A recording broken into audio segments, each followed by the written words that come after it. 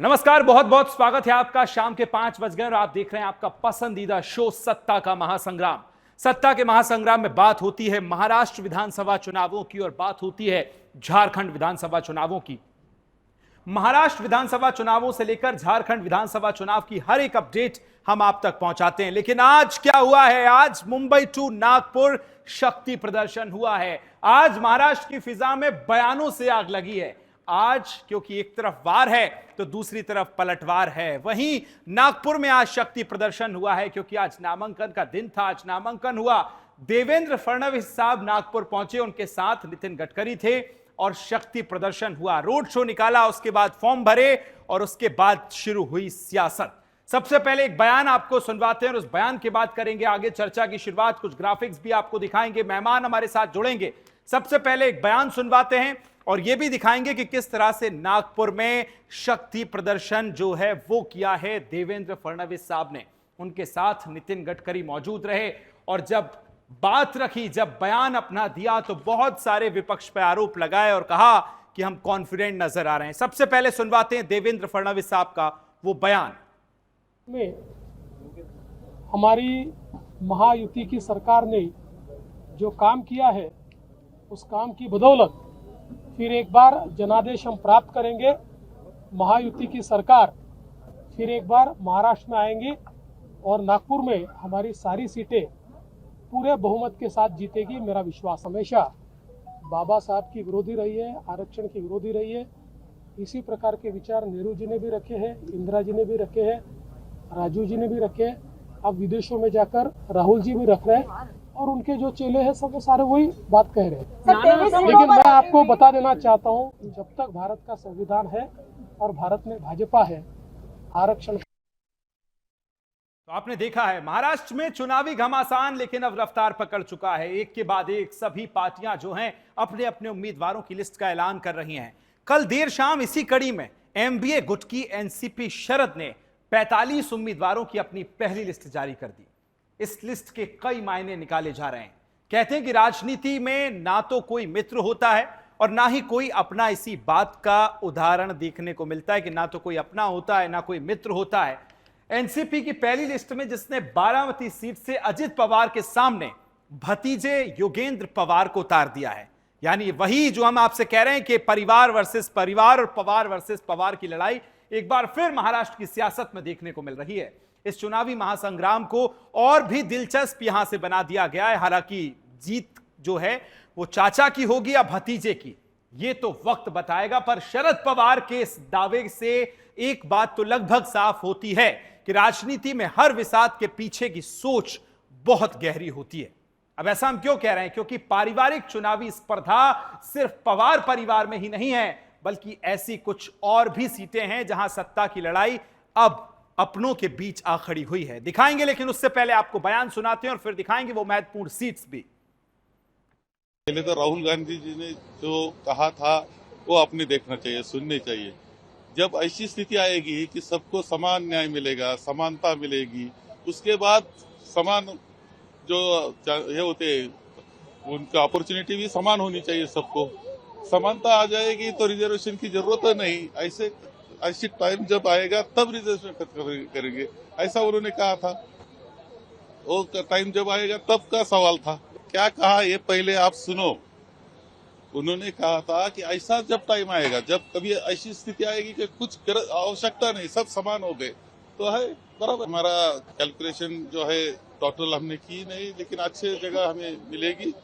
और चुनाव तो आपने देखा कि किस तरह से लगातार बयानबाजी जो है वो चल रही है। नेता अपने अपने बातें करते नजर आ रहे हैं। लेकिन ये देखिए कुछ ग्राफिक्स बन के नजर आ रहे हैं। ये दो ग्रुप्स आप देख पा रहे होंगे किस तरह से। एक तरफ देखेंगे आप भारतीय जनता पार्टी की तरफ से नरेंद्र मोदी और एमबीए का वो गठबंधन, महायुति का वो गठबंधन जिसमें एकनाथ शिंदे, देवेंद्र फडणवीस आते हैं, तो दूसरी तरफ आते हैं अजित पवार। तो वर्सेस दूसरी तरफ आप देखेंगे राहुल गांधी आते हैं और शरद पवार और उनके साथ उद्धव ठाकरे।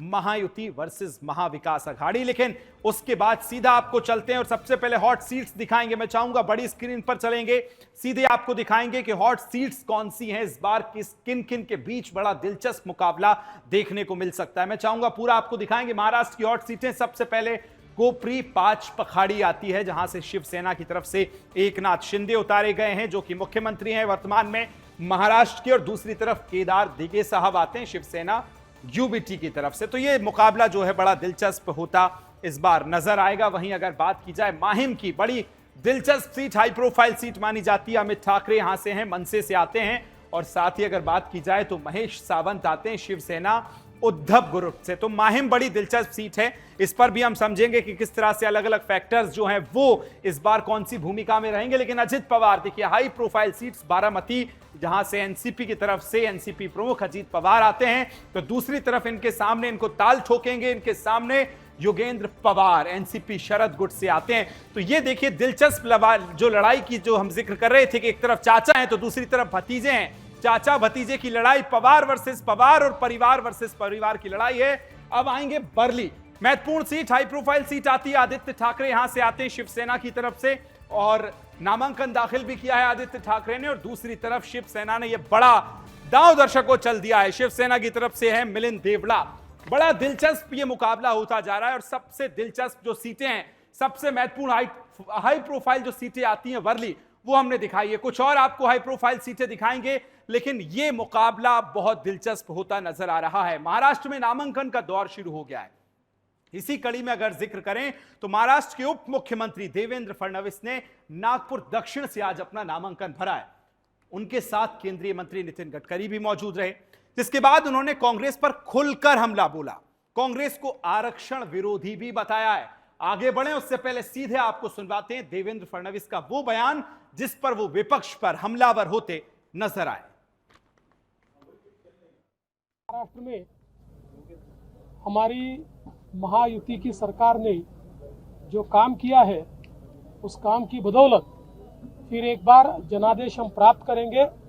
महायुति की सरकार फिर एक बार महाराष्ट्र में आएंगी और नागपुर में हमारी सारी सीटें पूरे बहुमत के साथ जीतेगी। मेरा विश्वास हमेशा बाबा साहब की विरोधी रही है, आरक्षण की विरोधी रही है। इसी प्रकार के विचार नेहरू जी ने भी रखे हैं, इंदिरा जी ने भी रखे हैं, राजीव जी ने भी रखे हैं। अब विदेशों में जाकर राहुल जी भी रख रहे हैं, और उनके जो चेले हैं सब वो सारे वही बात कह रहे हैं। लेकिन मैं आपको बता देना चाहता हूँ, जब तक भारत का तो देखिए, आपने एक तरफ बयान लगातार सुन रहे हैं आप, लेकिन वहीं गृह मंत्री अमित शाह ने सबका ध्यान अपनी ओर खींचते हुए महायुति गुट को नसीहत दे डाली है। दर्शकों, उनकी नसीहत यह कि महायुति को लेकर एमबीए तक चर्चा चल रही है। ऐसी कौन सी नसीहत है, बड़ी स्क्रीन पे आपको दिखाएंगे, ग्राफिक्स आएगा। अमित शाह जो है वो गेम चेंजर माने जाते हैं, और उन्होंने शाह की नसीहत जो है कह दिया है कि बागियों को टिकट ना दी जाए। अमित शाह वो नेता हैं जो पॉलिटिक्स में हर कदम बड़ा फूंक फूंक के रखते हैं। पिछले कई चुनावों को हम उठा के देखें, उनकी स्ट्रेटेजी हर बार सही निकलती है, लेकिन इस बार नसीहत देते नजर आ रहे हैं कि बागियों से बचना है, क्योंकि बागी जो है खेल बिगाड़ सकते हैं, और इसलिए उन्होंने कह दिया है कि बागियों को टिकट ना दी जाए। तीनों पार्टी मिलकर चुनाव लड़ेंगी, किसी प्रकार की कोई खटपट जो है वो ना नजर आए, इसका विशेष ध्यान रखा जाए। वो जानते हैं कि एक तरफ महाविकास अघाड़ी में जो जरूरी या मजबूरी वाली स्थिति पैदा हुई है, वो कम से कम महायुति में ना दिखे। ये साफ संदेश है अमित शाह का। आगे चलेंगे, अगली नसीहत क्या है वो आपको दिखाएंगे कि महायुति में एकता बनी रहे, एकता शक्ति के अनुशासन ही सबसे बड़ा संविधान है भारतीय जनता पार्टी और एमबीए का या महायुति का, वही दर्शाते अमित शाह नजर आ रहे हैं। और आगे अगर नसीहत की तरफ चलेंगे तो और क्या कहती है उनकी नसीहत, ये भी हमने आपको दिखाया है। लेकिन आपने देखा कि अमित शाह ने कह दिया है साफ तौर पे कि क्या कुछ वो कहते नजर आए कि एकता बनी रहे, किसी तरह ये किसी को नजर ना आए कि बात बिखरती नजर आ रही है। आज इसी पर करेंगे चर्चा, पूरा पैनल अलग अलग जगह महाराष्ट्र से हमारे संवाददाता मेरे साथ जुड़ेंगे। प्रियंका मेरे साथ जुड़ेंगी पुणे से, मनीषा जोशी मेरे साथ मुंबई से जुड़ रही हैं, स्नेहल जोशी जो हैं वो भी मेरे साथ जुड़ रही हैं नागपुर से, बाबूलाल राठौर मेरे साथ जुड़ रहे हैं संभाजी नगर से, और साथ ही विजय रणदिवे मेरे साथ पुणे से जुड़ रहे हैं, और मेरे साथ जुड़ेंगे संदीप शुक्ला साहब, राजनीतिक विश्लेषक हैं। आप सभी का बहुत बहुत स्वागत है। चर्चा की शुरुआत सबसे पहले मनीषा आपके साथ करना चाहता हूं। एक तरफ महायुति में साफ संदेश दे दिया है कि किसी भी प्रकार से जो है बिखराव की स्थिति पैदा ना हो, अमित शाह का साफ संदेश है। दूसरी तरफ अगर महाविकास अघाड़ी में देखें तो 85-85 का फॉर्मूला तो तय हुआ है, लेकिन अभी बात अभी भी अटकी हुई है। आज शक्ति प्रदर्शन हुआ है नागपुर में, बताइए क्या कुछ अपडेट है आपके पास। जी बिल्कुल, बता दें कि महायुति से जो है नामांकन भरना शुरू हो चुका है। और वहीं अगर डीसीएम देवेंद्र फडणवीस की बात करें तो शक्ति प्रदर्शन प्रदर्शन सॉरी जी जी जी। वहीं अगर महायुति की बात करें तो महायुति में जो है देवेंद्र फडणवीस जो है नागपुर से शक्ति प्रदर्शन करते हुए उन्होंने अपना जो है नामांकन भरा है। इसी के साथ ही अगर मुंबई से बात करें तो मुंबई से भाजपा नेता आशीष शेलार ने अपना नामांकन भरा है। इसके साथ ही जो है राहुल नार्वेकर जो विधानसभा अध्यक्ष है उन्होंने अपना नामांकन भरा है। इसके साथ ही अगर महायुति की अगर बात करें तो महायुति में भी कहीं ना कहीं जो है सब कुछ ठीक नहीं चल रहा है। महायुति से जो है आरपीआई जो पक्ष है वो कहीं ना कहीं नाराज चल रहा है। उन्हें सीटों के बंटवारों को लेकर जो है आरपीआई कहीं ना कहीं नाराज चल रहा है। उन्हें जो सीटें चाहिए थी वो कहीं ना कहीं नहीं मिली है और जिसके कारण जो है आरपीआई के कार्यकर्ताओं में काफी बिल्कुल सही कहा आपने, नाराजगी देखने सीटों को को मिल लेकर रही है। कंफ्यूजन है और यही महाराष्ट्र की सियासत की इस समय सबसे बड़ी केंद्र में नजर आती है कि कंफ्यूजन हर तरफ नजर आ रहा है। विजय, आपके पास आ रहा हूं, बताइए जरा क्या अपडेट है आपके पास। और महायुति में अभी जो चल रहा है, एक तरफ हम देख रहे हैं मिलिंद देवड़ा, दूसरी तरफ हमें आदित्य ठाकरे नजर आते हैं। महायुति में अगर बात की जाए तो देवेंद्र फडणवीस साहब नागपुर में आज शक्ति प्रदर्शन किया है। बताइए किस तरह से आपको अभी अपडेट नजर आता है और क्या कुछ सियासत कहती नजर आती है। विजय बताइए। पुणे में ऐसा ही चल रहा है कि जो भी फुल सीटों का जो बंटवारा है उसमें जी। कुछ ना कुछ प्रॉब्लम आ रहा है। जिसको सीट मिला है उसके आगे जो उम्मीदवार है वो बंडखोरी करने में लगा चुका है। इसके वजह से पुणे में अभी तक कोई डिक्लेरेशन नहीं हुआ है। हाँ। खाली 4 जगहों पे वो डिक्लेरेशन हुआ है बीजेपी की तरफ से, कांग्रेस की तरफ से 3 जगह पे डिक्लेरेशन हुआ है। और पुणे में जो बारामती एरिया है, बारामती एरिया में जो अजीतदादा महाराष्ट्र के उप मुख्यमंत्री थे उनका जो ठीक है विजय, आपकी आवाज ब्रेक हो रही है, लौटूंगा आपके पास। संदीप जी जरा बताइए इस बार कौन सी सीट ऐसी है जो बड़ी दिलचस्प आपको नजर आती है। हालांकि अभी तो बहुत सारी सीटें ऐसी हैं जहां सीट शेयरिंग पे बात नहीं हुई है, चाहे महाविकास अघाड़ी हो या महायुति हो, लेकिन कई सीट तो ऐसी हैं जहां चाचा वर्सेस भतीजा है, परिवार वर्सेस परिवार है, तो कहीं पवार वर्सेस पवार है। संदीप जी बताइए क्या कहता है आपका ऑब्जर्वेशन इस बार। बिल्कुल विकास ब्रिजेश जी, इस बार का महाराष्ट्र का ये चुनाव जो है वो निश्चित तौर पर सबके लिए एक उत्कंठा का विषय है। सबसे बड़ा विषय है कि इस बार चुनाव जो है ऐसी राजनीतिक दलों के बीच हो रहा है जो अपने आप में इस बार एक अलग राजनीतिक समीकरण पैदा करते हैं। बेशक एक समीकरण कि शिवसेना के टूटने के बाद उद्धव ठाकरे कितने मजबूत होते हैं या उसके सामने एकनाथ शिंदे की स्थिति कितनी मजबूत होती है या एकनाथ शिंदे अपने आप को कैसे मजबूत दिखाने में कामयाब होते हैं। दूसरी तरफ भारतीय जनता पार्टी जिस तरह से जो है पूरे देश में जो है भारतीय जनता पार्टी की लड़ रही है, राम मंदिर की लड़ रही है। आपको याद होगा राम मंदिर जब विध्वंस हुआ था, बाबरी विध्वंस हुआ था, बाबरी विध्वंस के बाद सबसे पहला जो उसकी प्रतिक्रिया मुंबई में देखने को मिली थी, पहला दंगा मुंबई में हुआ था।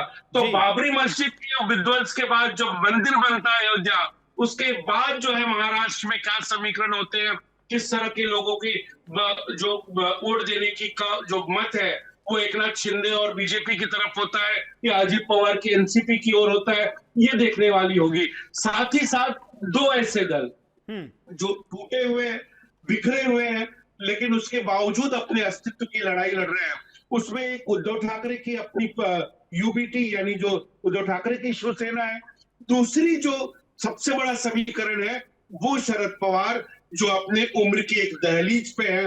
अपने भतीजे अजित पवार के टूट के बाद, बिखराव के बाद अब वो अपनी पार्टी को समेटने में लगे हुए हैं। उनकी स्थिति क्या होती है, साथ ही साथ सबसे बड़ा जो समीकरण काम करेगा राज ठाकरे का समीकरण। जैसे हम देश की राजनीति में ओवैसी की बात करते हैं कि ओवैसी राजनीति के समीकरण को बिगाड़ कर वो भारतीय जनता पार्टी या दूसरे पक्ष जो एनडीए का जो पक्ष है उसे मजबूत करने का काम करते हैं। लेकिन यहाँ जो राज ठाकरे हैं वो किस तरफ करवट लेते हैं, उनके वोट जो शेयरिंग बढ़ती है तो किसे नुकसान होता है। हालांकि बैठक कई हुई है, मीटिंग बहुत सारी हुई है, लेकिन फाइनल डिसीजन तक बात अभी नहीं पहुंची है। मुकेश जी लौटूंगा आपके पास और तमाम मेरे सहयोगी अलग अलग जगह से मुझे ज्वाइन। राष्ट्र विधानसभा चुनावों पर मुंबई से लेकर पुणे तक और पुणे से लेकर नागपुर तक माहौल एकदम टाइट है। तमाम नेता अपने अपने बयान दे रहे हैं और माहौल को गरमा रहे हैं।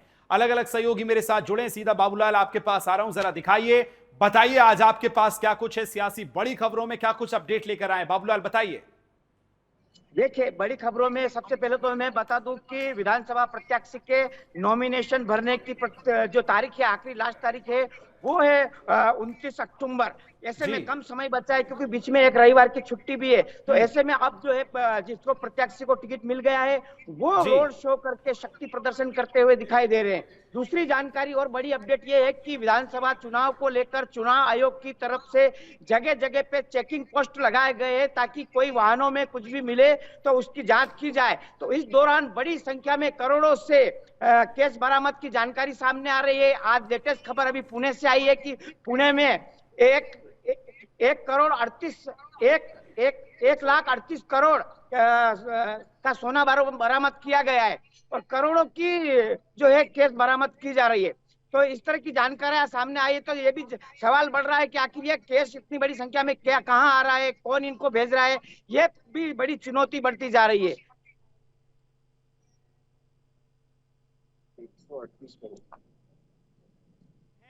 बिल्कुल, कहीं हम देख रहे हैं कि लगातार बयानबाजी हो रही है, कहीं हम देख रहे हैं, लेकिन स्नेहल आपके पास आ रहा हूं। आज तो नागपुर बड़ा दिलचस्प नजर आया, बड़ा रोड शो किया गया। अमित उनके साथ, अगर देवेंद्र फडणवीस के साथ बात की जाए तो नितिन गडकरी मंच पर नजर आए, एक शक्ति प्रदर्शन, एक संकेत देने की कोशिश की। बताइए क्या कुछ अपडेट है आपके पास। बिल्कुल, आज का दिन विकास पूरे नागपुर शहर के लिए ही बहुत ही महत्वपूर्ण था क्योंकि नागपुर में कुल जो 6 सीटें हैं उनमें से 3 महत्वपूर्ण जो सीटें जो है जहां पर महाराष्ट्र के उप मुख्यमंत्री देवेंद्र फडणवीस है, दक्षिण नागपुर के जो विधायक रहे हैं उनका भी नामांकन आज हुआ है। जो विधायक है पूर्व के उनका भी आज नामांकन किया गया। ऐसे में महायुति और साथ में महायुति के साथ जितने भी मैत्री पक्ष है उन सभी ने आज अपना पूर्ण योगदान अपने पूर्ण समर्थन के साथ, पूर्ण संख्या के साथ आज दिया है। तो एक महत्वपूर्ण दिन आज भारतीय जनता पार्टी के नागपुर के कार्यकर्ताओं के लिए रहा है और लगातार हमने देखा है कि पूर्ण इच्छा के साथ, पूर्ण समर्थन के साथ और अपने अपने बजाव और अपने अपने नेताओं के साथ आज का ये जो है वो शक्ति प्रदर्शन रहा। एक ओर से शक्ति प्रदर्शन था तो वहीं दूसरी ओर जो महाराष्ट्र के उप मुख्यमंत्री ने पिछले 6 विधानसभा, हम कह सकते कि नागपुर शहर के लिए उनके रूप में एक कम उम्र का महापौर भी देखा है और नागपुर शहर ने उनकी वजह से एक कम उम्र का जो है वो मुख्यमंत्री भी देखा है। तो एक महत्वपूर्ण नेता जो महाराष्ट्र के नागपुर के लिए है और ऐसे नागपुर वासियों के लिए आज बिल्कुल बहुत आज बड़ा दिन था। एक तरफ रोड शो हुआ, शक्ति प्रदर्शन हुआ, नामांकन हुआ।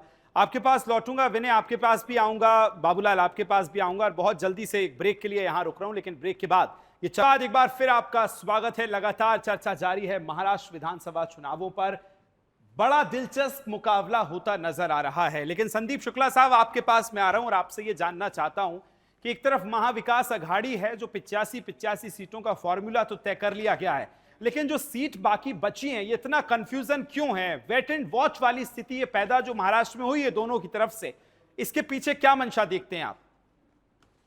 देखिए, निश्चित तौर पर एक तो सबसे बड़ी हताशा है महाविकास आघाड़ी के लिए कि वो अब तक अपनी सीट शेयरिंग को लेकर जो है स्थिति स्पष्ट नहीं कर पाए हैं। क्योंकि जैसे कि अभी आपके एक सहयोगी ने बताया कि 29 अक्टूबर तक जो है नामांकन की आखिरी तारीख है। आज जो है 25 तारीख हो चुकी है। 4 से 5 दिनों के भीतर अब आपको नामांकन तय करना है, उसके साथ साथ जो है आपको प्रचार की प्रक्रिया पूरी करनी है और अगले 20 तारीख तक जो है चुनाव प्रचार समाप्ति के साथ साथ जो है वोट पड़ने शुरू हो जाएंगे। तो ऐसे में ये हो रही देरी निश्चित तौर पर एक जो है उनके लिए बड़ी हताशा का कारण है महाविकास आघाड़ी के लिए। उसके साथ साथ देखिए ये एक तरह की रणनीति भी होती है, क्योंकि स्थिति अभी तक चाहे एकनाथ शिंदे की शिवसेना हो चाहे बीजेपी हो, उनकी भी स्थिति अभी तक स्पष्ट नहीं हो पाई है। तो ऐसे में कौन किसके खाते में जा रही है सीट और वहां से किस उम्मीदवार के सामने में किस उम्मीदवार को लड़ाऊं, ये रणनीति भी होती है। तो निश्चित तौर पर ये एक रणनीति का हिस्सा ही माना जाएगा। लेकिन जिस तरह से सीटों के बंटवारे में कांग्रेस और शिवसेना यानी उद्धव ठाकरे की शिवसेना को महाविकास आघाड़ी में समझौता करना पड़ा, और ये फार्मूला जो है 85-85 के बीच है। क्योंकि आज मजाक का जो पात्र उद्धव ठाकरे बन रहे हैं, वो इसलिए भी बन रहे हैं कि जब आप भाजपा के साथ गठबंधन करते थे तो आप तो 120 सीटों की डिमांड करते थे, 140 सीटों की डिमांड करते थे। लेकिन आज स्थिति आपकी ऐसी आ गई है कि आप 85 सीटों की मोल भाव में आते हो, और ऐसी स्थिति में जो है आप जो है बंटवारे की स्थिति में पहुंचते हो। तो निश्चित तौर पर उनकी रणनीति कुछ भी हो, लेकिन मतदाता और सबसे बड़ी बात की उनकी कार्यकर्ता, क्योंकि इस चुनाव में देखिए सबसे बड़ा महत्वपूर्ण भूमिका कार्यकर्ता निभाता है, क्योंकि उसे वोटर तक पहुंचना है, वोट निकालना है, और बिल्कुल अपने आपने सही कहा उम्मीदवार कि तक ये वोट तमाम पहुंचाना जो है। मुद्दे हैं इस बार सियासत की केंद्र में रहने वाले हैं, लेकिन वो मुद्दे कौन से हैं जिनका असर इस बार सबसे ज्यादा देखने को मिल रहा है, उस पर भी करेंगे।